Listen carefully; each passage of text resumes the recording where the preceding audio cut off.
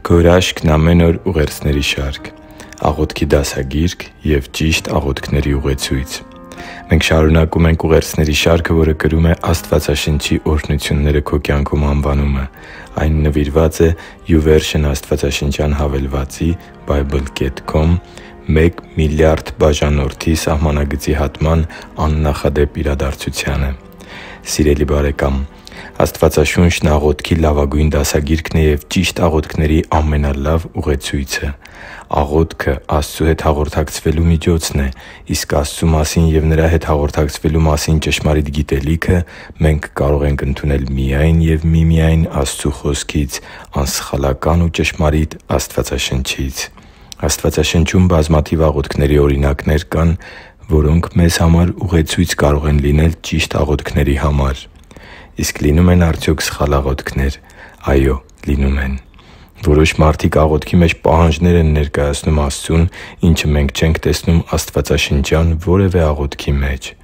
Որոշ մարդիկ աղոթքի մեջ խոսում են սատանայի ու տարբեր ոգիների հետ՝ նրանց որոշակի բաներ արգելելով, ինչը մենք չենք տեսնում Աստվածաշնչում,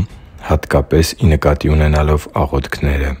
Այո՛, մենք կարող ենք աղոթել դիվահարների համար և արգելել չար ոգիներին գործել տվյալ մարդու կյանքում, սակայն դա չի նշանակում, որ մեր կյանքի տարբեր իրավիճակներում մենք կարող ենք արգելել սատանային կամ չար ուժերին։ Աստված է նրանց արգելողը, և մեր խնդրանքները Տեր Աստծուն պետք է ուղղված լինեն նաև չարին արգելելու կամ չարի ծրագրերը խափանելու հարցերում։ Հուդա առաքյալի 8 և 9 խոսքերում կարդում ենք. «Նույն կերպ էլ սրանք, որ զառանցանքի մեջ մարմինն են պղծում, Աստծու իշխանությունն են անարգում և փառքը հայհոյում։ Այն դեպքում, երբ Միքայել հրեշտակապետը սատանայի հետ վիճելով պատասխան էր տալիս Մովսեսի մարմնի մասին, չհամարձակվեց հայհոյանքի խոսքեր ասելով դատապարտել, այլ ասաց. «Տերը թող քեզ նախատի»։ Աստծու համար թանկ ու սիրելի՛ զավակ, վերը բերվածն ընդամենը մեկ օրինակ է, որը սովորեցնում է մեզ ճիշտ և սխալ աղոթքների տարբերությունը։ Աստվածաշնչից ենք սովորում Աստծուց օգնություն խնդրելու աղոթքների մասին, Աստծուն երկրպագելու կամ մեր երախտիկն ու շնորհակալությունը հայտնելու, Նրա ուղղորդումն ու առաջնորդությունը խնդրելու և շատ ու շատ այլ աղոթքների մասին։ Ա Հովհաննես 5.14 խոսքում կարդում ենք.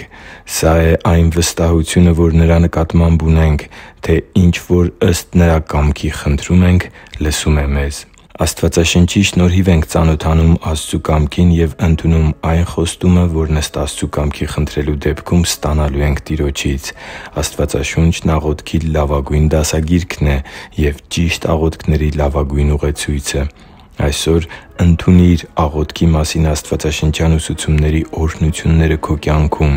Բժշկի՛ր քո աղոթքի կյանքը և սկսի՛ր աղոթել ըստ Աստծու կամքի և Նրա ուսուցանած աղոթքի սկզբունքների։ Հիշի՛ր, որ դու Աստծո հրաշքն ես, և Աստված սիրում է քեզ։ Շնորհակալ եմ, որ դու կա՛ս։ Սիրով և աղոթքով, Արման Մանուկյան։